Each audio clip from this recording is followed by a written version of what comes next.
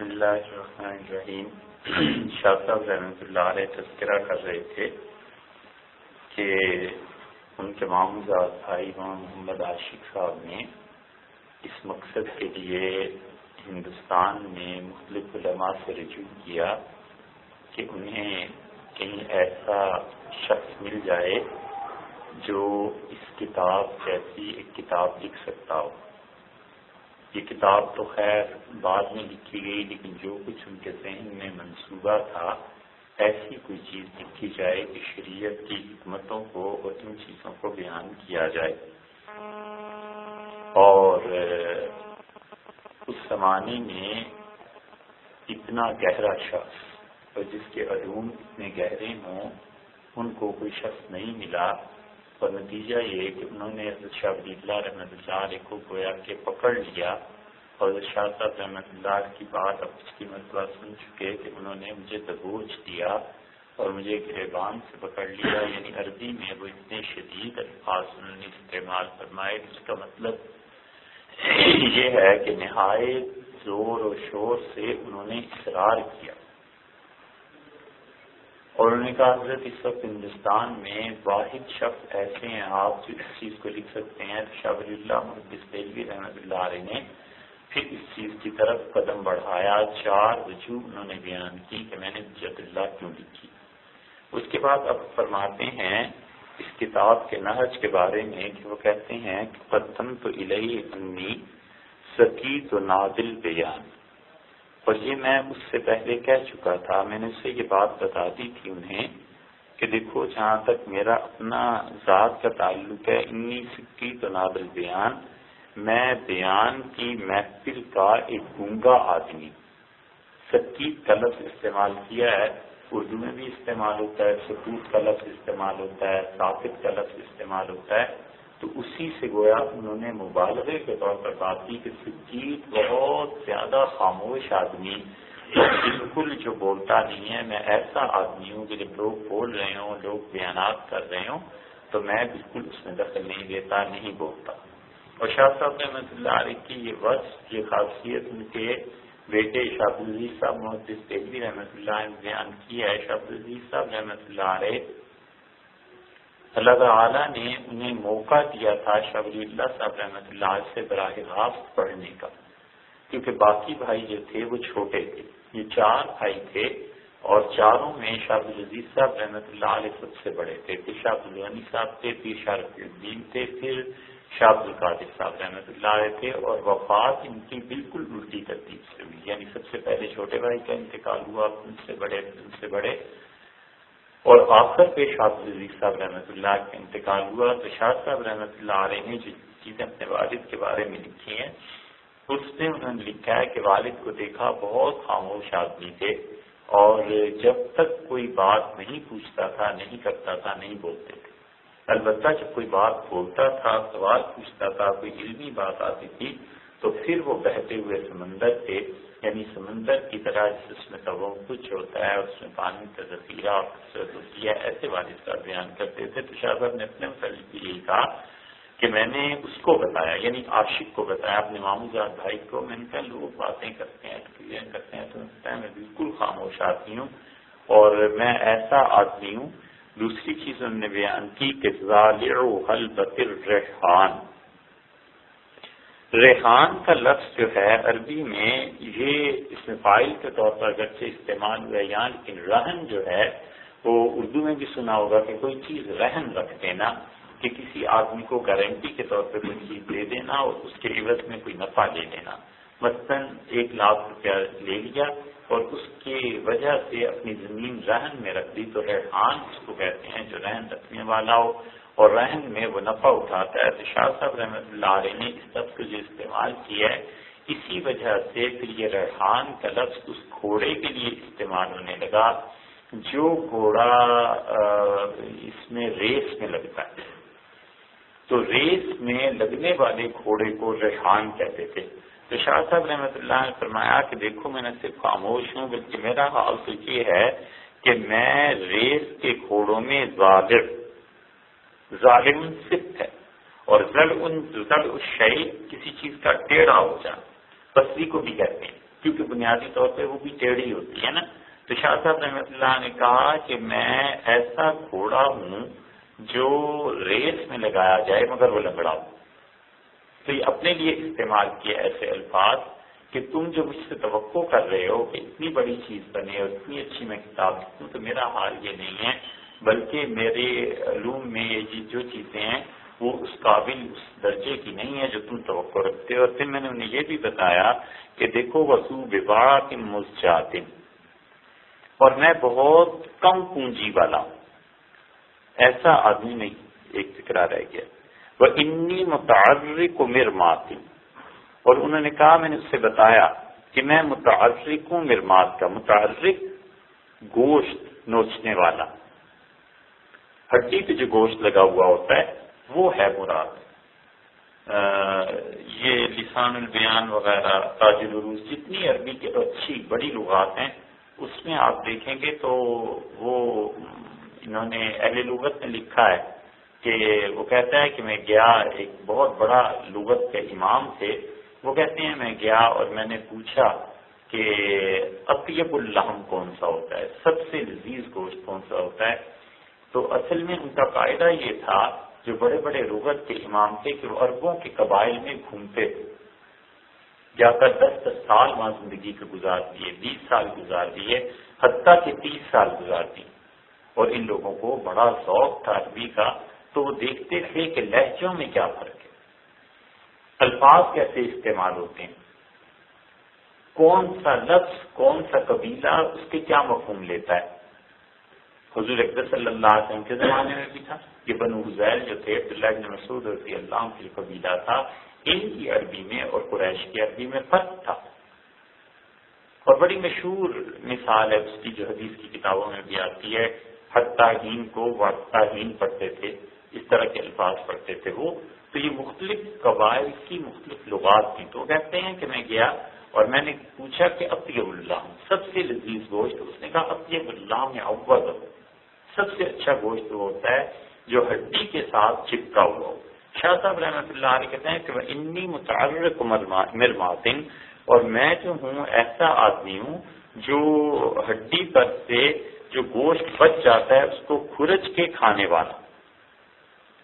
یہ متعرق کا لفظ استعمال کیا، یہ اس میں فاعل ہو گیا.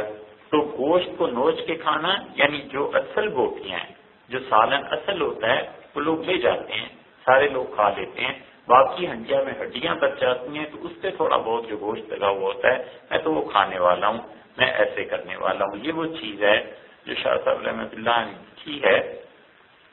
اور یہ انہوں نے تیسرا فکرہ بیان کیا. چوتھا فکرہ بھی ان کا سن لیجئے، پھر اس کی ذرا سی تشریح عرض کرتے ہیں. اور فرمایا کہ میں ایسا آدمی ہوں بضاعت مزجات، جو ایسی پونجی لے کے آیا ہے جو ناکافی ہے.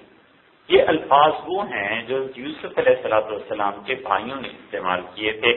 ایک مرتبہ تو وہ آئے اور غلہ کی چیزیں لے کے جانی تھی، چلے گئے، اور یوسف علیہ السلام نے ان کے پیسے بھی اس غلے میں واپس رکھ دیے تاکہ اپنے وطن کو جائیں تو انہیں خیال رہے کہ کسی نے بڑا احسان کیا.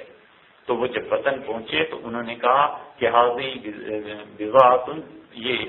بضاعتنا ردت الینا، یہ ہمارے پیسے ہیں جو میں ابا لوٹا دیے گئے.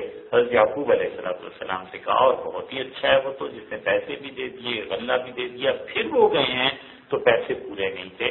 اس موقع پہ انہوں نے کہا کہ ہم یہ چیز لے کے آئے ہیں جو تھوڑی پونجی ہے، اور اس کے عوض میں جو ہم غلہ لینا چاہتے ہیں وہ بہت زیادہ ہے. شاہ صاحب رحمۃ اللہ علیہ میرے پاس پونجی بھی تھوڑی ہے. اور پھر کہتے ہیں کہ انہ لا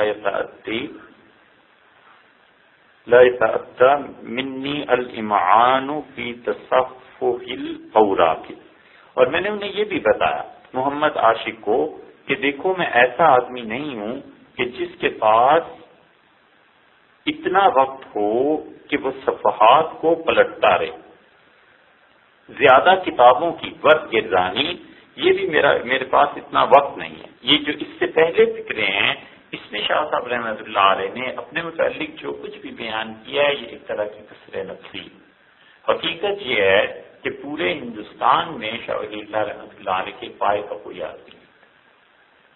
یہ بات بلا خوف تردید کہی جا سکتی ہے کہ ان سے پہلے ایک ہی بڑی ہستی تھی حضرت مجدد ثانی رحمۃ اللہ علیہ کی، اور حضرت مجدد رحمۃ اللہ علیہ کے بعد اتنا صاحب نسبت اور اتنا بلند آدمی کوئی پیدا ہوتا یہ بہت مشکل ہے۔ حضرت مجدد رحمۃ اللہ علیہ کے خلفاء میں بعض ہستیاں بڑی تھیں۔ خواجہ معصوم صاحب رحمۃ اللہ علیہ حضرت مجدد رحمۃ اللہ علیہ کے بیٹے تھے، وہ خود بہت بڑے آدمی تھے۔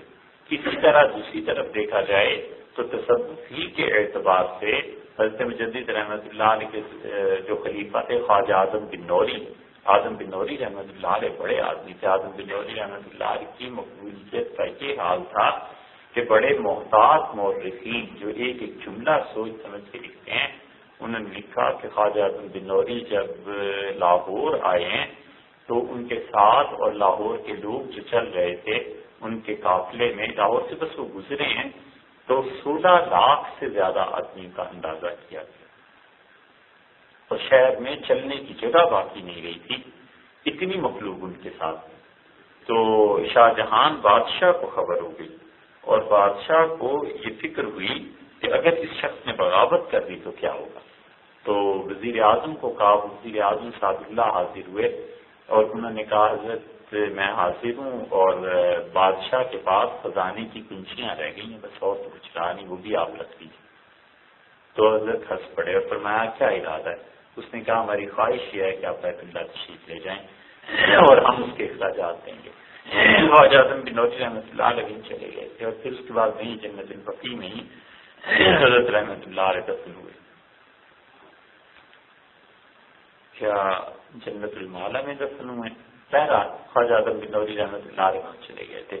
ان کے خلفاء یہ شاہ عالم اللہ صاحب رحمۃ اللہ علیہ، شاہ عالم اللہ صاحب رحمۃ اللہ علیہ نے یہ مسکن اپنا بنایا تھا رائے بریلی کو، اور رائے بریلی سے پھر ان کی اولاد، ان کے آگے کے لوگوں میں جو بڑی شخصیت آئی ہے وہ سید احمد شہید رحمۃ اللہ علیہ کی تھی۔ یہ سارا سلسلہ تھا، اور تیسری شخصیت جو ان حضرات کے بعد کی حضرت مجدد رحمۃ اللہ کے بعد وہ اورنگزیب عالمگیر رحمۃ اللہ علیہ تھے۔ خدا نے کمال اس انسان میں رکھا تھا کہ پچھلی 1.5 صدی کی تاریخ چھوڑ دیں، ہندوؤں نے جو جان بوجھ کے اورنگزیب عالمگیر رحمۃ اللہ علیہ کی شخصیت کو مسخ کرنے کی کوشش کی ہے، بلکہ تاریخ وہ پڑھنی چاہیے جو اس کے معاصرین نے لکھی ہے اورنگزیب کے۔ تو اورنگزیب یک وقت عالم دین بھی تھے، صوفی بھی تھے، اور سلسلہ نقشبندیہ میں جو انہوں نے سلوک طے کیا ہے اس میں انہوں نے تو کم لکھا ہے اپنے متعلق، لیکن خواجہ معصوم صاحب رحمۃ اللہ علیہ کو درخواست پیش کی کہ حضرت نے اپنی تربیت اور سلوک نقشبندی سلسلے کا طے کرنے کے لیے میری رہنمائی ہو۔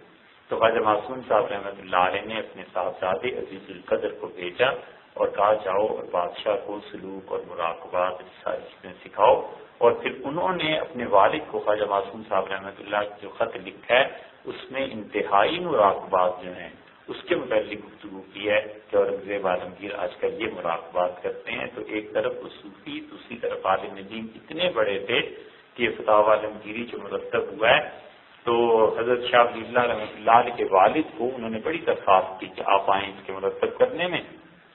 شاہ عبد الرحیم صاحب نہیں مانے، وہ نہیں تھے، مزاج تھا کہ بادشاہوں سے ان لوگوں سے کوئی تعلق رکھنا ہی نہیں، تو وہ نہیں تشریف لے گئے۔ لیکن ہوا یہ کہ ان کے ایک دوست تھے، بڑے صاحب علم، بڑے اچھے مفتی دلی کے، تو یہ ان سے ملنے کے لیے گئے، تو گھر پہ نہیں تھے، تو انہوں نے بچوں سے کہا دروازہ کھولو، بٹھا دو، تمہارے والد آئیں گے تو مل کے چلا جاؤں گا۔ بیٹھے تو کچھ اوراق صفحات پڑے ہوئے تھے، اور وہ حج کے بعد کے تھے، اور وہ فتاوی عالمگیری ہی لکھی ہوئی تھی۔ تو اورنگزیب رحمۃ اللہ علیہ کا یہ معمول تھا اس زمانے میں کہ انہوں نے یہ طے کر رکھا تھا کہ جتنا کچھ بھی مفتی حضرات یہ سارے مل کے لکھیں گے رات کو انہیں سنایا جائے گا۔ جب وہ فائنل ایک نتیجے پہ پہنچ جائیں گے بحث مباحثے کے بعد، تو جو کچھ فتاوی عالمگیری میں لکھنا ہے وہ اورنگزیب رات کو سنیں گے۔ مفتی صاحب آئے نہیں، اور شاہ عبد الرحیم صاحب رحمۃ اللہ علیہ نے وہ صفحات لے کے ایک صفحے پہ ایک مسئلہ پڑھا، اور انہوں نے اس کے حاشیے پہ لکھ دیا کہ یہ مسئلہ یوں نہیں یوں ہے، یہ غلط ہے، یہ فتویٰ درست نہیں ہے۔ تشریف لے گئے، مفتی صاحب آئے کہیں دیر سے، انہوں نے فوری طور پر کاغذات اٹھائے اور اورنگزیب رحمۃ اللہ جا کے سنا دیے۔ جب اس عبارت پر پہنچے تو حاشیہ لگا ہوا تھا، حاشیہ پڑھا تو اس میں یہ لکھا تھا کہ یہ مسئلہ غلط ہے، اصل مسئلہ یوں ہے۔ تو اورنگزیب نے کہا کہ اگر اصل مسئلہ یہ ہے تو پہلے غلط مسئلہ لکھنے کی کیا ضرورت ہے؟ تو انہوں نے کہا ان چیز یہ کیا ہے؟ تو بادشاہ تھے، بس اتنا ہی کہنا کافی تھا. انہوں نے صفحات لپیٹے اور گھر آ گئے اور آگے شاہ عبدالرحیم صاحب رحمۃ اللہ سے شکایت کی اور حضرت مجھے بادشاہ کے سامنے شرمندہ کیا. انہوں نے اس مسئلے پر بحث کی. یہ حال تھا اس شخص کے علوم کا، دوسری طرف تصوف کا، تیسری طرف جو بادشاہ تھی اور جس اعتبار سے ان کی اب تو ایک تاریخ کا حصہ ہے، لیکن یہ ایک بڑی شخصیت تھی جو مجدد رحمۃ اللہ علیہ کا فیض تھا، اثر تھا جو پورے بر صغیر پہ پھیلا. ان سارے حضرات کی اس لیے عرض کر رہا ہوں کہ اور بھی بہت سے لوگ ملیں گے، ہمیں اس سے انکار نہیں ہے کہ بعض شخصیات بڑی تھیں، مگر شاہ ولی اللہ رحمۃ اللہ علیہ جیسی بڑی شخصیت جامع کوئی نہیں تھی. شاہ صاحب رحمۃ اللہ نے جو کچھ لکھا ہے یہ اپنے متعلق انہوں نے کثر نفسی سے کام لیا ہے، اور ہوتا یہ ہے کہ جب کسی انسان کو اللہ تعالیٰ عروج دیتا ہے تو اس عروج کے ساتھ ساتھ ایک کرم یہ کر دیتا ہے کہ وہ آدمی اپنے متعلق فنائیت کے احساس میں غرق ہو جاتا ہے. وہ جو کچھ لکھتا ہے اپنی طرف سے بالکل صحیح لکھ رہا ہوتا ہے، کیونکہ وہ بالکل دن میں جیسے سورج چڑھا ہوا ہوتا ہے، کسی طرح وہ یہ سمجھتا ہے کہ میں کچھ نہیں. یہ خدا کی طرف سے ہوتا ہی، کیونکہ جتنا عروج ہوتا ہے اگر اللہ تعالیٰ اس پہ کھول دے کہ تم کیا ہو، اور یہ جتنے علوم میں نے تمہیں دیے ہیں تم شخصیت کیا ہو، تو ممکن ہے یہ شخص کبر میں مبتلا ہو جائے، اور کبر میں اگر آ جائے تو پھر تو اس انسان کی ساری دنیا آخرت برباد ہو جائے. حضور اکرم صلی اللہ علیہ وسلم جیسی ہستی جس کے متعلق معصومیت کا یقین اور عقیدہ ہے، ابن ماجہ میں ایک جگہ آیا ہے کہ رسول اللہ صلی اللہ علیہ وسلم پیچھے کچھ لوگ چل رہے تھے اور ایک جگہ پہ پہنچ کے آپ بیٹھ گئے اور اپنے لوگوں کو آگے بھیجا اور آپ نے تم آگے چلو، اور پھر لوگوں کے پیچھے چلے اور فرمایا یہ ایسی بات تھی کہ صحابہ رضی اللہ عنہ نے کہا اس بات کے ڈر سے کہ کہیں انہیں اپنے متعلق بڑائی کا احساس نہ ہو جائے. رسول اللہ صلی اللہ علیہ وسلم کا یہ حال تھا. تو اس طرح ہو جاتا ہے کہ اللہ کے بندے جب انہیں عروج اور یہ چیزیں خدا مہربانی کرتا ہے تو اس مہربانی میں سے ایک چیز یہ ہوتی ہے کہ اپنا مٹنا، اور یہ سب نے رہا. تو شاہ صاحب رحمۃ اللہ علیہ کہتے ہیں کہ میں نے اس سے کہا کہ دیکھو میں ایسا آدمی نہیں ہوں جو تمہاری اس خواہش کو پورا کر سکوں، اور پھر دوسری طرف میرے پاس اتنی فرصت نہیں ہے کہ میں کتابوں کو بہت زیادہ دیکھ سکوں اور صفحات ہیں پڑھ دوں. کتابیں شاہ صاحب رحمۃ اللہ علیہ نے خوب پڑھی تھی، مدینہ منورہ پڑھی تھی، وہاں سے جا کے حدیث پڑھی تھی. شاہ صاحب رحمۃ اللہ علیہ کو علوم میں بھی اللہ تعالیٰ نے کمال دیا تھا، مگر یہ کہ مطالعے کی وسعت اتنی کہ انہوں نے ہزاروں کے حساب سے کتابیں پڑھ لی ہوں، یہ نہیں ہوا. اور وجہ اس کی یہ تھی کہ شاہ صاحب رحمۃ اللہ علیہ اس دور میں آئے ہیں، وہ دور مسلمانوں کے زوال کا تھا. سفر اس کی سہولتیں اتنی آسان تھی نہیں، مغلوں کی خانہ جنگیاں ہو رہی تھیں، پھر مرہٹوں نے امن برباد کر دیا تھا. یہ سارے فیکٹرز ایسے تھے کہ کسی بھی انسان کے لیے بڑا مشکل تھا کہ وہ کوئی اچھا کتب خانہ اس کے پاس ہوتا. شاہ صاحب رحمۃ اللہ کتب خانہ رکھتا تھا جو بعد میں کھلت منتقل ہو گیا. دوسرا انہوں نے کیا بیان کیا، شاہ صاحب کہتے ہیں لشغل قلبی بما لیس لہ فوات، اور اس کے ساتھ ساتھ مجھے دل کے کام ایسے ہیں، ایسے کاموں میں مصروف ہوں کہ بما لیس لہ فوات، مجھے ذرہ برابر اس سے فرصت نہیں. دودھ دھوتے ہیں نا اونٹنی کا، تو دودھ دھوتے ہوئے دھار آتی ہے، پھر اس کے بعد دوبارہ اس کے تھن کو زور سے نچوڑتے ہیں، پھر دھار آتی ہے، تو جو درمیان کا وقفہ ہوتا ہے اسے عرب کہتے ہیں فوات. تو شاہ صاحب نے کہا مجھے اتنی بھی فرصت نہیں ہے. میں نے اسے بتایا کہ میں دل کے کام میں مصروف ہوں. دل کے کام کا مطلب کیا؟ یعنی ذکر اذکار میں. شاہ ولی اللہ رحمۃ اللہ علیہ کو خلافت جو تھی اپنے مشائخ سے ملی تھی، اور وہ پھر سلسلہ سے مجدد ثانی رحمۃ اللہ علیہ سے جا ملتے. اپنے والد شاہ عبدالرحیم صاحب کے خلیفہ تھے، وہ خلیفہ تھے حضرت مولانا عبداللہ صاحب رحمۃ اللہ علیہ کے، اور وہ خلیفہ تھے خواجہ معصوم صاحب رحمۃ اللہ علیہ کے. تو یہ تین واسطے درمیان میں بنتے تھے.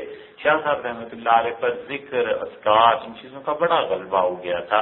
اور کتابیں ان کی آخری زمانے کی دیکھیں اگر، یہ بھی اگرچہ جب اللہ انہوں نے آخری زمانے میں لکھی ہے، لیکن ان کتابوں میں تو عجیب زیادہ رنگ نظر آتا ہے. بہت سی چیزیں ایسی ہیں شاہ صاحب رحمۃ اللہ علیہ کی جو ابھی چھپی نہیں ہیں، لیکن قلمی نسخوں میں بھی پتہ چلتا ہے کہ ذکر اذکار نسخوں کے ساتھ ان لوگوں کا کیا تعلق تھا. اور میرے واقعہ یہ ہے کہ جتنی بھی صدیاں پیچھے آپ چلے جائیں، جس سے اللہ تعالیٰ نے کام لیا ہے، ان لوگوں کو تربیت کے مراحل سے گزارا ہے۔ بعض اوقات یہ بھی ہوا ہے، بغیر کسی شخصیت کا ذکر کیے ہوئے ہم یہ کہتے ہیں کہ بعض اوقات یہ بھی ہوا ہے کہ جو مشائخ تھے جنہوں نے تربیت کی تھی، ان کے مرید، ان کے خلفاء رتبے میں اپنے کام کے اعتبار سے ان سے بھی بڑھ گئے، اللہ تعالیٰ نے اس سے بھی زیادہ کام لیا، لیکن خدا نے اس چیز سے گزارا ضرور۔ یہ نہیں ہوا کرتا کہ کوئی آدمی بغیر تربیت کے اتنے بڑے مرحلے تک پہنچائے۔ آپ ہندوستان کو ہی لے لیں، یہ جتنے مجددین آئے ہیں، اگر یہ تصوف، فکر، مراقبات، یہ سب چیزیں بدعات ہوتی تو پھر مجدد کا آنا ہی ختم ہو جاتا ہے، اس کے آنے کا مقصد ہی ختم ہو جاتا ہے۔ مجدد آتا ہی اس لیے ہے کہ پچھلی پوری صدی میں اب تک جتنی نئی نئی چیزیں دین میں مختلف راستوں سے بدعات داخل کر دی گئی ہیں، ان بدعات کو وہ ختم کریں۔ مجدد کا کام ہی یہی ہوتا ہے، اور اگر مجدد خود بدعات میں پڑ جائے تو پھر تو اسے کس چیز کی تجدید، پھر اس انسان کا کیا فائدہ ہو؟ اور ہندوستان میں جتنی بھی تجدید ہوئی ہے، حضرت مجدد الفتحانی سرہندی رحمۃ اللہ جیسا آدمی جس نے پورے ہندوستان کے مزاج کو بدل دیا اور علمی حلقوں اور حتیٰ کہ حکومت تک کے اثر انداز ہوئے اور ہر طرف ان کے اثرات اور اب تک ان کے اثرات ہیں، اگر یہ لوگ بھی نہیں سمجھ سکے کہ تصوف، ذکر، اذکار یہ سب بدعات ہیں، یہ پیری مریدی بیکار چیزیں ہیں، تو پھر تو اللہ ہی حافظ ہے اس دین کا۔ اس سے پیچھے چلے جائیں۔ کن کن لوگوں کو خدا نے تجدید کے مقام پہ فائز کیا؟ 5ویں 6ٹھی صدی میں شیخ عبدالقادر جیلانی رحمۃ اللہ علیہ تھے، پکے صوفی تھے، سلسلہ قادریہ کے مؤسس تھے، تاسیس کی انہوں نے، اور وہ اپنے وقت کے بہت بڑے صوفی تھے۔ ان سے بھی پیچھے چلے جائیں اور لوگ مل جائیں گے۔ ان کے بعد دیکھ لیں تو یہ شیخ الاسلام ابن تیمیہ رحمۃ اللہ علیہ جو تھے، یہ بھی ابن تیمیہ خود اپنے متعلق جو کچھ لکھتے ہیں وہ بھی سلسلہ قادریہ میں بیعت تھے، اور سلسلہ قادریہ کے یعنی تبرکات کی چیزیں ان تک پہنچی ہیں۔ تو الحاصل یہ شاہ صاحب رحمۃ اللہ سے متعلق جو لکھا ہے کہ مجھے ذرہ برابر فرصت نہیں ہے، تو بات یہی تھی کہ وہ ذکر، اذکار، مراقبات یہ سب چیزیں تھیں۔ پھر وہ کہتے ہیں کہ ولا یتیسر لی التناہی فی حفظ المسموعات، اور میں نے محمد عاشق کو یہ بھی بتایا کہ میں نے کہا اساتذہ سے جو میں نے باتیں سنی تھی ان باتوں کو آخری حد تک میں یاد رکھوں، یہ بھی میرے لیے ممکن اب نہیں رہا، اس لیے کہ شاہ صاحب رحمۃ اللہ نے کتاب مکمل کی ہے 1758 کے قریب، 1757 کے قریب ایسے، یعنی سن 55 کے بعد، 1755 کے بعد انہوں نے مکمل کیا، اور 61 میں شاہ صاحب کا انتقال ہو گیا، کیونکہ آخری نسخہ جو شاہ صاحب رحمۃ اللہ نے اپنی شاگردوں کو پڑھایا ہے اور جس پہ انہوں نے دستخط کیے ہیں اور بتایا کہ میں نے اپنی شاگردوں کو پڑھایا ہے، وہ کراچی میں میں نے دیکھا، ایک ایڈوکیٹ تھے اسحاق صاحب، غالباً انتقال ہو گیا، اللہ تعالیٰ ان کی مغفرت کرے اور درجے ان کے بلندوں، بہت کتابوں کا ذخیرہ انہوں نے اور بہت چیزیں انہوں نے اکٹھی کی تھی۔ انہوں نے بتایا تھا کہ اس کا ایک نسخہ مکہ مکرمہ میں بھی، مکہ مکرمہ میں ہم نے وہ نسخہ دیکھنے کی کوشش کی، مگر مکہ مکرمہ میں جو نسخہ وہاں مجھے ملا وہ صرف 80-82 صفحات تھے، اور اس سے پتہ چلا کہ شاہ اسحاق صاحب رحمۃ اللہ علیہ نے مکہ مکرمہ میں حجت اللہ بالغہ پڑھائی تھی۔ شاہ اسحاق صاحب رحمۃ اللہ علیہ نواسے تھے شاہ عبدالعزیز محدث دہلوی رحمۃ اللہ علیہ، اور وہ صاحبزادے کے حضرت کے، تو یہ خاندانی سارا سلسلہ تھا۔ اور شاہ صاحب رحمۃ اللہ علیہ نے یہ کہا تھا کہ اللہ تعالیٰ نے مجھے یہ بات بتائی ہے کہ تمہاری اولاد سے کام لیا جائے گا، اور تمہاری اولاد میں کچھ لوگ ایسے بھی ہوں گے جن کو ہم حرمین شریفین میں بلائیں گے، اور حدیث پڑھنے اور پڑھانے کی اور تفسیر پڑھنے اور پڑھانے کی سعادت اور یہ نیکی تمہاری اولاد کو ہم نے دی ہے۔ شاہ صاحب رحمۃ اللہ نے جب یہ لکھا تھا کوئی تصور بھی نہیں ہو سکتا تھا، لیکن ان کے شاگردوں میں بھی اور ان کی نسبی اولاد میں بھی یہ چیزیں دونوں میں بھی۔ شاہ اسحاق صاحب رحمۃ اللہ علیہ تو حضرت کے خاندان سے تھے، بیٹے کے نواسے تھے۔ شاہ اسحاق صاحب رحمۃ اللہ نے جب اللہ بھی پڑھائی، حدیث بھی پڑھائی، اور ادھر دوسری طرف ان کے شاگردوں کا تعلق ہے تو شاہ عبدالغنی صاحب مجددی رحمۃ اللہ علیہ جو تھے، یہ سلسلہ سارا شاہ ولی اللہ رحمۃ اللہ علیہ کی کے تلامذہ اور انہیں کے شاگردوں کا ہے، اور شاہ عبد الغنی صاحب رحمۃ اللہ علیہ نے حدیث جو مدینہ منورہ میں بیٹھ کے پڑھائی ہے، تو عرب جو سینکڑوں کی تعداد میں ہے علماء کے شاگرد تھے، اور حدیث کی سندوں میں ان کا نام بھی آتا ہے۔ الجزائر کے ایک محدث تھے، مدت ہوئی مدینہ منورہ میں، وہ ان کا معمول تھا کہ وہ رمضان سے ایک مہینہ پہلے آ جاتے تھے، تو شعبان اور رمضان میں بیٹھ کے مسجد نبوی میں اپنے شاگردوں کے ساتھ حدیث پڑھتے تھے۔ تو ان سے پوچھا کہ حضرت آپ کا سلطنت کا سلسلہ کیا ہے، تو اس میں بھی شاہ عبد الغنی صاحب مجددی محدث دہلوی رحمۃ اللہ علیہ آتے تھے۔ اللہ نے اس سلسلے کو بڑا وسیع کیا۔ تو شاہ صاحب کہتے ہیں میں نے انہیں کہا کہ دیکھیے میرے پاس اتنا بھی نہیں ہے، جو اساتذہ سے میں نے سنا ہے یہ سب کچھ مجھے یاد ہے۔ شاہ صاحب رحمۃ اللہ علیہ کے استاد تھے طاہر مدنی، اور طاہر مدنی جو تھے یہ ان کے والد ابراہیم قورانی، انہوں نے پڑھا تھا شیخ الاسلام ابن تیمیہ رحمۃ اللہ علیہ کو۔ اس لیے شاہ ولی اللہ رحمۃ اللہ علیہ میں جو ابن تیمیہ رحمۃ اللہ علیہ کا اثر آیا ہے یہ اس واسطے سے آیا، کیونکہ یہ بات آگے چل کے کہیں نہ کہیں شاید آئے اور آ بھی سکتی ہے، خاص طور پہ اللہ تعالیٰ کی صفات کے بارے میں۔ اور شاہ صاحب رحمۃ اللہ علیہ نے اس جد اللہ کے علاوہ جو چیزیں لکھی ہیں باقی جگہ پہ ایک دو مقامات ایسے بھی ہیں جہاں انہوں نے عقیدے میں ماتریدیوں کی بجائے وہ چیز لکھی ہے شیخ الاسلام ابن تیمیہ رحمۃ اللہ نے لکھی تھی، تو وہ ابن تیمیہ رحمۃ اللہ علیہ کی جو موافقت انہوں نے کی ہے عقیدے کے باب میں، وہ اصل میں اثر ادھر سے آیا، ورنہ ماتریدی اور حنفی اس بات کے قائل نہیں تھے کہ بحث آئی تو وہاں یہ بات کام آئے گی۔ تو شاہ صاحب رحمۃ اللہ کہتے ہیں مجھے اساتذہ کی بھی ساری باتیں یاد نہیں ہیں۔ پھر میں نے انہیں کہا کہ اس کے ساتھ ساتھ لا تشدق بها عند كل جاء وعاد، اور تم جانتے ہی ہو عاشق کہ میں ایسا آدمی نہیں کہ کل جاء وعاد، ہر آنے جانے والے کے سامنے بیٹھ کر تقریریں کرتا پھر، ہوتا ہے نا کہ اپنی علمیت کا اظہار ان چیزوں کے ذریعے، تو انہوں نے کہا میں ایسا آدمی نہیں کہ میں لوگوں کے سامنے گلا پھاڑ پھاڑ کے بولوں اور باتیں کروں، ہر آنے جانے والے کو اپنے کلام سے متاثر کرنے کی کوشش کروں۔ اور یہ بہت بڑی بات ہے جو انہوں نے لکھی ہے۔ علم تو آ جاتا ہے لیکن علم کو سنبھالنا اور علم کو کسی عمل میں لانا یہ اس سے زیادہ بڑی بات۔ اساتذہ کہتے تھے ہمارے کہ یک من علم را 10 من عقل بائی، ایک من علم کو سنبھالنے کے لیے 10 من عقل چاہیے، کیونکہ پڑھ تو لے گا، کتابیں بھی آ جائیں گی، جتنی بھی محنت کر لے گا، اسے سنبھالنا اور نیت کو صاف رکھنا یہ بہت بڑی چیز۔ حضور اکرم صلی اللہ علیہ وسلم نے فرمایا جس شخص نے علم اس لیے حاصل کیا کہ تمہاری بھی صفحات، تاکہ لوگوں کو بے وقوف بنائے، مسئلہ کچھ ہے، بیان کچھ کرتا ہے، محض اس لیے کہ لوگوں کی جیب سے پیسے نکلیں، یہ چیزیں ہوں، یہ چیزیں ہوں۔ اور فرمایا کہ یا اس نے علم اس لیے حاصل کیا کہ اس کے ذریعے سے بادشاہوں کے ہاں قرب حاصل کرے۔ ایک روایت میں آیا ہے کہ آپ نے فرمایا اس لیے کہ اس کے ذریعے دوسرے علماء پر اپنا روب جمائے علم کا۔ چوتھی چیز رسول اللہ صلی اللہ علیہ وسلم نے فرمایا کہ وہ لوگوں کے چہرے اپنی طرف کھینچنے کی کوشش کرے تاکہ لوگ متاثر ہو، پتہ چلے کون عالم ہے، کتنا علم ہے اس کا۔ جس شخص نے یہ نیت رکھی فہو فی النار، جہنم میں، اس لیے یہ بہت بڑی چیز ہے۔ شاہ صاحب رحمۃ اللہ علیہ صاحب میں نہیں بولتا ہر آنے جانے والے کے سامنے، تاکہ اپنی حفاظت ہوتی ہے۔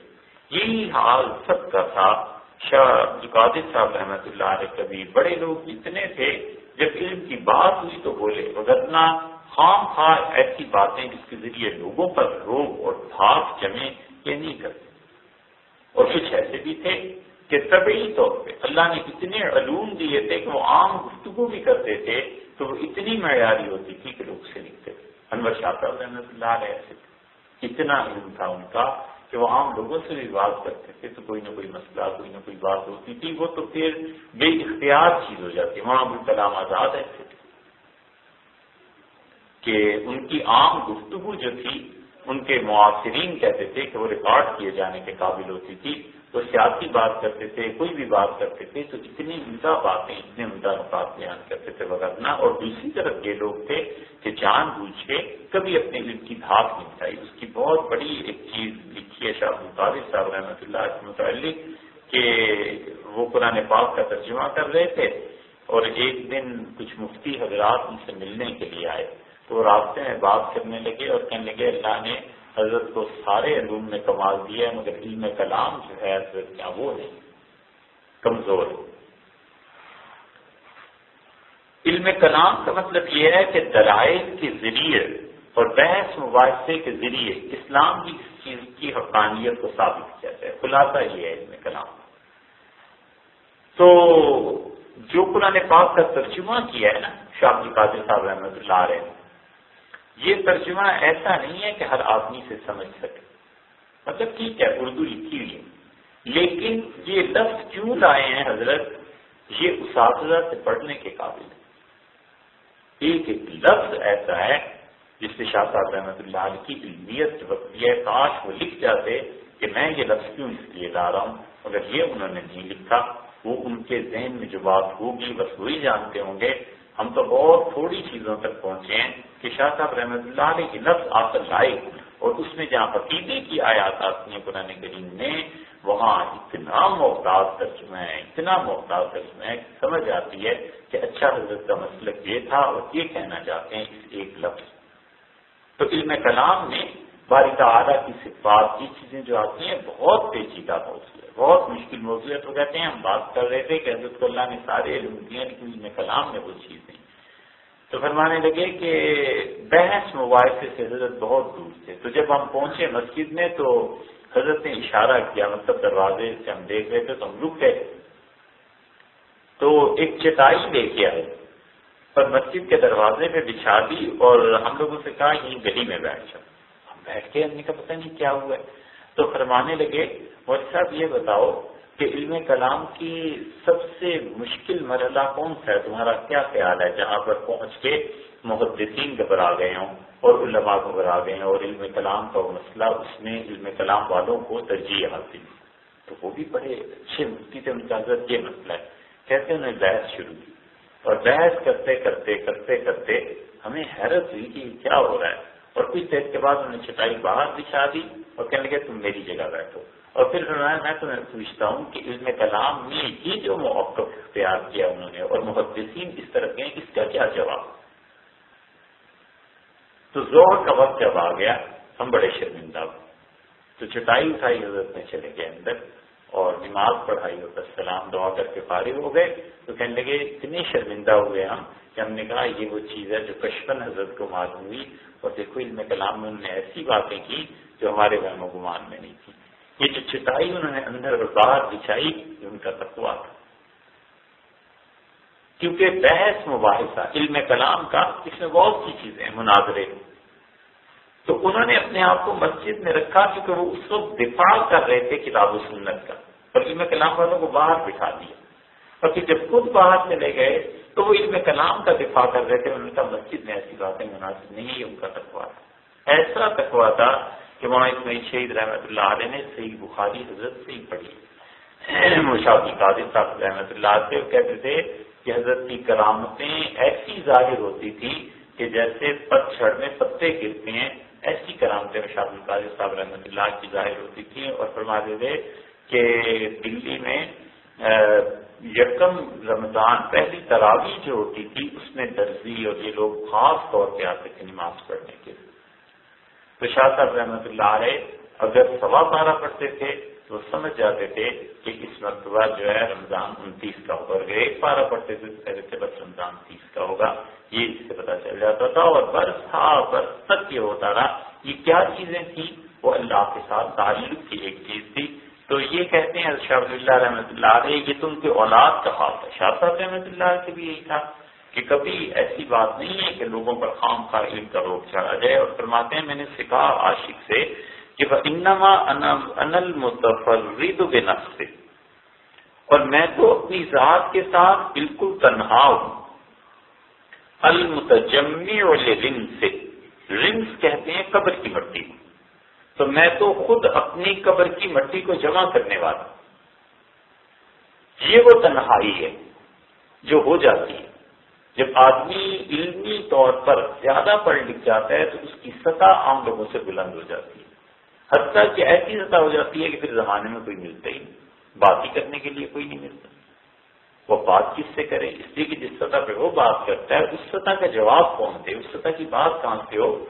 یہی وہ چیز تھی جو بخاری شریف میں بھی آئی ہے. یہ جو ہے عمر بن عبدالعزیز رحمۃ اللہ حضرت عمر رضی اللہ عنہ لکھا، حضرت عمر رضی اللہ نے لکھا کہ ان اہم امرکم عندی الصلاۃ.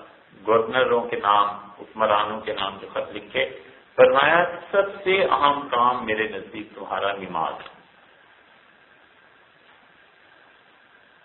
اور جب نماز ضائع ہو گئی تو دین ضائع ہو گیا. اور پھر کہا کہ وَإِنْ عَيْشْ، اور اگر مجھے اللہ نے زندگی دی فَسَأُبَيِّنُهَا لَكُمْ، میں خدا کے دین کی اور باتیں تمہیں لکھتا رہوں گا. عمر رضی اللہ عنہ نے احکامات میں لکھا ہے، خط لکھا ہے. اور پھر کہتے ہیں نمت، اور اگر مجھے موت آ گئی فلست علی صحبتکم بحریص، تو تم جیسے لوگوں کی صحبت میں مجھے جینے کی کوئی تمنا نہیں ہے. یہ عمر رضی اللہ عنہ لکھ رہے ہیں ایسے لوگوں کے نام جو خود ان کے چنے ہوئے لوگ ہیں، اور حضور اکرم صلی اللہ علیہ وسلم کے بعض ان میں جلیل قدر صحابہ رضی اللہ عنہ میں، لیکن ذہنی سطح کا فرق ہے کہ کہاں وہ بات اور کہاں یہ بات. حضرت علی رضی اللہ عنہ کا یہ حال ہو گیا جب وہ کوفہ آئے ہیں بالکل آخری دور میں. تو حضرت علی رضی اللہ عنہ کوفہ میں جامع مسجد کے ممبر پر بیٹھے اور ہزاروں لوگ سننے والے تھے. تو انہوں نے کہا 4000 سے زیادہ تو ان میں خارجی تھے.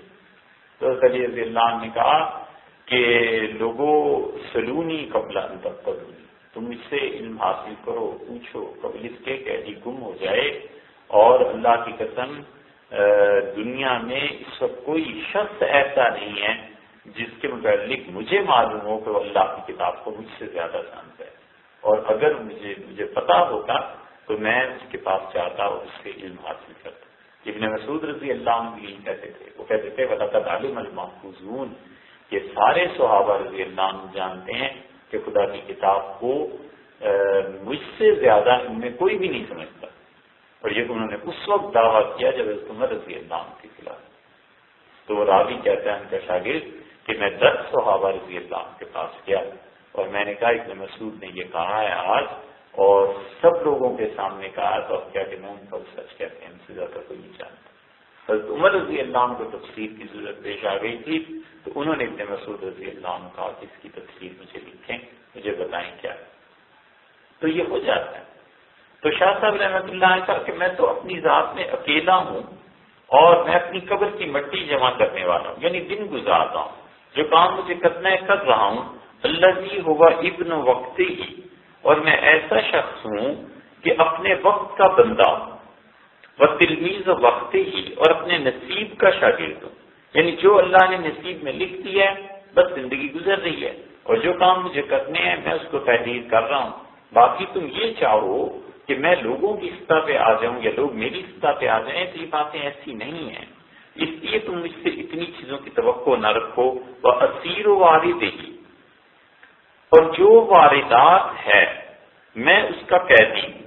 وہ مغتنم وارد ہی، اور اپنی ٹھنڈی روٹی پر غنیمت اختیار کرنے والا. تو میرا تو حال یہ ہے، اسیر و وارد ہی، یعنی جو کچھ واردات ہوتی ہے میرے دل پہ میں اسے لکھتا ہوں. شاہ صاحب رحمۃ اللہ نے یہ بھی بڑا کمال کیا. بہت سی چیزیں شاہ صاحب رحمۃ اللہ علیہ نے ایسی لکھی ہیں جو ان کی کتابوں میں آئی ہیں مگر ان کی زندگی میں معلوم نہیں تھی. انہوں نے مکشوفات اپنے لکھے کہ اللہ تعالیٰ نے مجھے یہ چیزیں دکھائی ہیں، یہ میں نے خواب دیکھا ہے، یہ چیزیں دیکھی ہیں. ان کی ایک ڈائری تھی، اس میں لکھتے رہتے تھے.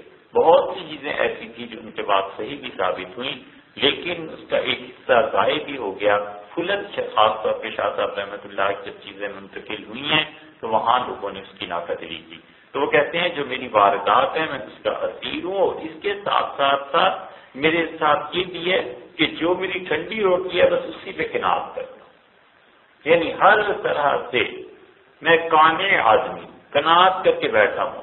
مجھے اس سے بحث ہی نہیں ہے کہ اور کیا چیزیں ہو رہی ہیں کیا نہیں ہو رہی. اپنے کام سے کام ہے. فمن سرہ ان یکنا بہذا فلیکنا، تو جو شخص اس سے خوش ہو کہ وہ جو کچھ بھی ہے میرے پاس بس وہی ہے، ٹھیک ہے، ومن احب غیر ذالک، اور جو شخص اس سے زیادہ چاہے فامرہ بیدہ، تو اس کا معاملہ اس کے اپنے ہاتھ میں ہے، ما شاء فلیصنع، اسے چاہیے کہ جو اس کی طبیعت میں آئی کرے۔ اس کا مطلب یہ ہے کہ شاہ صاحب رحمۃ اللہ کہتے ہیں بس بھی جو کچھ میرے پاس ہے میں نے اب لکھ دیا، جو کچھ خدا کے دین میں سے حکمتیں میں سمجھا ہوں وہ میں لکھ کے جا رہا ہوں۔ جس شخص کو میرے ساتھ اطمینان ہے علوم پہ، چلو میں تمہاری بات مان لیتا ہوں، کتاب لکھتے ہیں، کام کرتے ہیں، لیکن تم یہ چاہو کہ اس سے زیادہ بڑھ کے میں کچھ کرتا تو اب میرے بس میں رہا نہیں، نہ میں کتابیں اتنی دیکھ سکتا ہوں، نہ مجھے وہ چیزیں ساری یاد نہیں ہیں جو ساتھ ساتھ سنی تھی، پھر وہی ساری تقریر، اور پھر فرماتے ہیں فلما کانت وقعت الاشارۃ، اور جب یہ اشارہ ہوا الی سر التکلیف والمجازات، کہ تکلیف اور اعمال کی جزا اس میں ایک راز ہے۔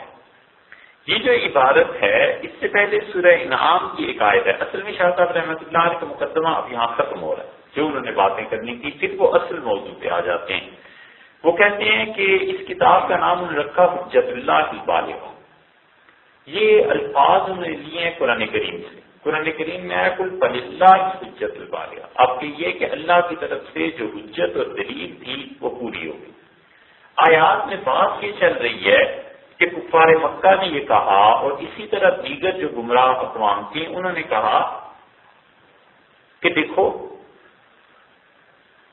تم یہ کہتے ہو کہ اس کائنات میں ایک پتا بھی نہیں ہلتا جب تک اللہ نہ چاہے، تو یہ جو ہم شرک کرتے ہیں، یہ جتنے گمراہی کے کام کرتے ہیں، یہ بھی تو اللہ چاہتا ہے تو ہی تو کرتے ہیں، تو تقدیر میں لکھا ہے، بس ٹھیک ہے، جو کچھ خدا نے لکھا ہم تو وہی کریں گے۔ یہ تقدیر کو اس معنی میں دیتے تھے، تو اللہ تعالیٰ نے اس کا رد کیا، اور اللہ نے کہا یہ گمراہی کی بات ہے، یہ پہلے بھی جو تم سے قومیں تباہ ہوئی ہیں نا وہ بھی اسی گمراہی میں پڑے ہوئے تھے۔ لاہور میں ایک فرقہ نیا بنا ہے، اور ہم ان کے ایک آدمی سے ملے تو اس نے کہا نام سوچ رہے ہیں کہ ہم اپنی جماعت کا کیا نام رکھیں۔ میں نے کہا اچھا نام تو رکھو گے، مطلب آخر یہ نیا فرقہ نئی جماعت بنانے کی ضرورت کیا پیش ہے؟ کہنے لگے لوگوں کا تقدیر پہ ایمان ہی اٹھ گیا ہے، مسئلہ تو ایمان کا ہے، اور آپ بھی جانتے ہیں کہ تقدیر پہ ایمان بنیادی ہے، اگر تقدیر پہ ایمان نہیں ہوگا تو بندہ کافر ہو جائے گا۔ تو تقدیر پہ اس نے احادیث بھی سنائی ہیں، مجھے ہوا کہ یہ واقعی بات تو ایمان کی اور تقدیر کی کر ہے۔ میں نے کہا تقدیر سے مطلب آگے آپ کیا لینا چاہتے ہیں، لوگوں کو کیا بتانا چاہتے ہیں تقدیر پہ کیسے ایمان رکھیں؟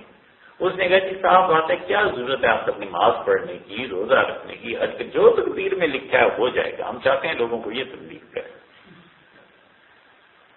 تو ہم نے کہا وہ تقدیر پہ ایمان نہ رکھے وہ کفر ہے، اور یہ لوگوں کو اس چیز کی طرف دعوت دینا کہ نماز روزہ چھوڑو، حج چھوڑو، میں نے کہا یہ کفر نہیں ہے بھائی، ایک کفر ہوئی ہے کہ تقدیر پہ یہ گمراہیاں ہیں لوگوں میں، اور وہ کہاں کہاں کے پڑھے لکھے نوجوان، اور یہ حال ہے کہ خدا کی تقدیر پر ایمان رکھو، بس جو کچھ کرو سب خدا کی تقدیر کے حوالے۔ معاذ اللہ، اللہ نے اس کو قرآن کریم میں کئی جگہ بیان کیا ہے، سورہ انعام میں بھی یہی ہے، اللہ نے فرمایا آپ کہتے ہیں کہ لو شاء اللہ ما اشرکنا ولا آباؤنا، اگر اللہ چاہتا نہ ہم شرک کرتے نہ ہمارے باپ دادا شرک کرتے۔ اتنے گمراہ تھے کہ صحابہ کرام رضی اللہ عنہ جب بتایا، اللہ نے آیات نازل کی کہ دیکھو مردار حرام ہے۔ کہتے کہ مردار کیوں حرام ہے؟ ان کا اللہ نے حکم نازل کیا ہے مردار کے حرام ہونے کا۔ کہنے کہ عجیب بات کرتے ہو، تم اپنے ہاتھ سے مسلمانوں ذبح کرو تو وہ جائز، تم مار دو اپنے ہاتھ سے وہ جائز، اور اللہ جس کو مار دے وہ نہ جائز، خدا ہی مارتا ہے نا، تو دونوں صورتوں میں موت ہے، تو موت میں تمہارا ہاتھ کام کرتا ہے لہذا جائز ہو گیا، اور جب خدا خود مارتے تو وہ کیوں نہ جائز ہو گیا؟ اس طرح کی شبہات اور گمراہیاں وہ لوگ لاتے تھے، اور اللہ نے اس کا جواب دیا ہے۔ اس جواب کا خلاصہ یہ ہے کہ اللہ تعالیٰ نے کئی مقامات سے جو چیزیں ارشاد فرمائی ہیں، اس کا مقصد یہ علماء نے لکھا ہے کہ دیکھو انسان کو اللہ نے اس ساری کائنات میں کچھ خصوصیات سے نوازا ہے جو اور چیزوں میں نہیں ہے. پتھر کے مقابلے میں، درختوں کے مقابلے میں، حتیٰ کہ جانوروں کے مقابلے میں انسان میں شعور کی کیفیت زیادہ ہے، اختیار کی کیفیت زیادہ ہے. کیوں آخر وہ ایک رنگ کو چھوڑ دیتا ہے اور ایک رنگ کو چن لیتا ہے؟ کیوں آخر وہ کہتا ہے یہ کھانا نہیں یہ کھانا کھانا ہے؟ کیوں آخر وہ کہتا ہے کہ یہ نہیں آج یہ پکا دیں؟ تو یہ سارے انسان کے اختیار ہے نا. یہ تھوڑا سا جو خدا نے اختیار دیا ہے، یہ اختیار دلیل ہے اس بات کی کہ انسان کو اللہ تعالیٰ نے مختار بنایا ہے، اور اسی اختیار کی بنیاد پر وہ قیامت میں پوچھے گا کہ تم نے یہ کام کیوں کیا اور یہ کیوں نہیں کیا، یہ رنگ کیوں اختیار کر لیا اور یہ رنگ کیوں نہیں اختیار کیا. انبیاء علیہ السلام کی تکلیف پیروی اور وہ رنگ اختیار کرنا چاہیے تھا، اس کی بجائے تم کافروں کے پیچھے کیوں چل پڑے تھے. یہ ہے وہ چیز جو اللہ تعالیٰ نے فرمائی ہے، اور اللہ نے کہا کہ ہماری طرف سے تو دلیل پوری ہوگی. شاہ صاحب رحمۃ اللہ علیہ فرماتے ہیں وَلَمَّا كَانَتْ وَقَعَتِ الْإِشَارَةُ إِلَى سِرِّ التَّكْلِيفِ وَالْمُجَازَاتِ، یہ جو حجت اللہ نے کہا ہے قرآن میں، اس میں اس بات کی طرف اشارہ ہے کہ انسانوں کو مکلف بنانے میں اور ثواب اور عذاب دینے میں اللہ تعالیٰ نے اشارہ کیا کہ خدا کی طرف سے دلیل پوری ہو گئی. اللہ نے جب دلیل پوری کر دی، حجت پوری ہو گئی، بحث پوری ہو گئی، تو اب خدا کو حق حاصل ہے. سے ویسے بھی حق حاصل تھا، لیکن دلیل کے بعد تو ہر منصف مزاج آدمی، انصاف پسند آدمی یہ سمجھے گا کہ اللہ تعالیٰ کو واقعی حق حاصل ہے کہ وہ اپنے بندوں سے ثواب اور عذاب کا معاملہ کرے اور اپنے بندوں کو مکلف کرے کہ بندے اس کام کو کریں. مکلف اور مکلف میں فرق، جیسے مبارک اور مبارک. مبارک اللہ کی ذات برکت دینے والی، اور مبارک وہ جس پر برکت نازل ہو. منتظر وہ جس کا انتظار کیا جائے، اور منتظر وہ جو انتظار کرنے والا ہے. اسی طرح یہاں پر نے جو لفظ استعمال کرنا ہے تکلیف کا مطلب مکلف وہ جو بندہ ہے. تکلیف اردو والی نہیں، پریشانی کے معاملے میں جو آتی ہے وہ نہیں. مطلب جب کسی انسان کو پابند بنایا جائے کہ یہ کام کرنا ہے تو بندہ مکلف ہے. مکلف جو کسی کو کسی چیز کا پابند بنائے، اور مکلف اللہ کی ذات. اس لیے اردو بولنے میں بھی جو عربی کے الفاظ ہیں اس میں احتیاط چاہیے. اگر کہے گا مبارک تو مبارک کا مطلب ہے اللہ تعالیٰ کی ذات جو برکت دیتی، اور مبارک کہے گا تو ٹھیک بولے گا. آپ کو مبارک ہو یہ تو ٹھیک ہے، اور آپ کو مبارک ہو یہ غلط ہو جائے گا. اس لیے کہ کیا مومل جملہ ہے نا، اللہ تعالیٰ کی ذات کا نام استعمال کر. تو مکلف بندہ ہے. شاہ صاحب رحمۃ اللہ علیہ کہتے ہیں کہ اللہ تعالیٰ نے اس لیے یہ چیزیں رکھی ہیں. وَأَسْرَارُ الشَّرَائِعِ الْمُنَزِّلَةِ إِلَى الرَّحْمَةِ الْمُحْتَاجِ، اور وہ رحمت جو ہدیہ کی گئی، وہ رحمت جو خدا نے کی ہے بغیر کسی ایڈوانس پیمنٹ کے، خالصتاً خدا نے جو تحفے کے طور پر ہمیں رحمت دی، یعنی رسول اللہ صلی اللہ علیہ وسلم، جن کے لیے اللہ تعالیٰ نے فرمایا نا کہ وَمَا أَرْسَلْنَاكَ إِلَّا رَحْمَةً لِلْعَالَمِينَ، اور ہم نے تو خالصتاً آپ کو ساری کائنات کے لیے رحمت بنا کے بھیجا ہے. تو وہ جو اللہ تعالیٰ نے انہیں فرمایا کہ آپ اس پوری کائنات کے لیے رحمت ہیں، تو کہتے ہیں یہ ایسی رحمت تھی جو مہدا ہے. مہدات کا مطلب جو ہدیہ دی ہے، اللہ نے گفٹ دیا اس پوری کائنات کو.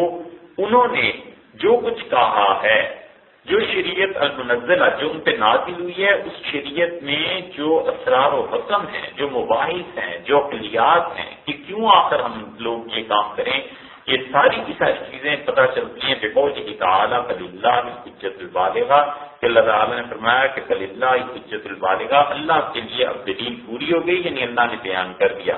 وہذہ الرسالۃ، اور یہ جو کتاب میں لکھ رہا ہوں، شعبۃ منہا نابغہ، یہ ایک شاخ ہے نابغہ جو پھوٹی ہے اس درخت سے، ایک ٹہنی ہے جو اس درخت سے پھوٹی ہے. وہ درخت کیا ہے؟ وہ درخت اللہ کی کتاب، وہ درخت حضور صلی اللہ علیہ وسلم نے جو شریعت بیان کی ہے، حدیث ہے. ان دونوں کی وجہ، ان دونوں میں جو احکامات ہیں آخر کیوں ہم کیوں ان پہ عمل کریں، حج کیوں کریں، زکات کیوں دیں، وغیرہ وغیرہ.